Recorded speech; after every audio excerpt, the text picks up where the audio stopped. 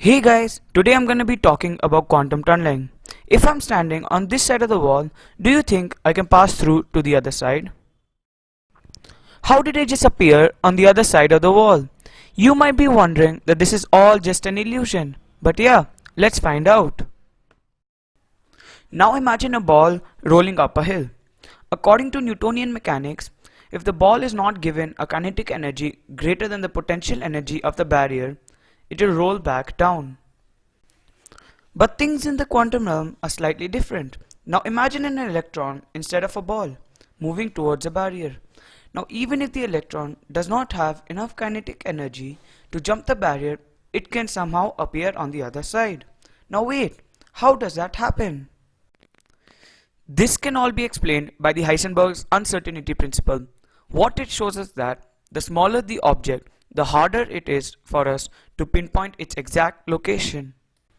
The equation delta x into delta v, inversely proportional to its mass, tells us that the lesser the mass of the object, the harder it is for us to determine its exact location.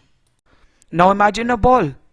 As I slowly start decreasing its size, the uncertainty in the position of the ball with time increases.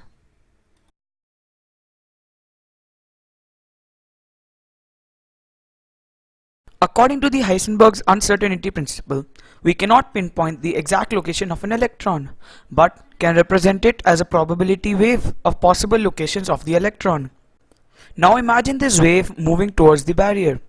Since it does not have enough kinetic energy to jump the barrier, it will bounce back. The probability wave is an electromagnetic wave, just like light. There is a property of electromagnetic waves that they do not dissipate completely upon hitting a barrier, but form something called an evanescent wave. This evanescent wave decays rapidly with e to the power minus x. If we can make the barrier thin enough, somehow the evanescent wave actually passes through.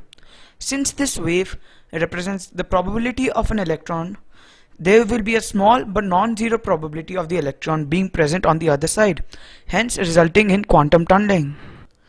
You might be wondering where exactly we can see quantum tunneling. Let's find out.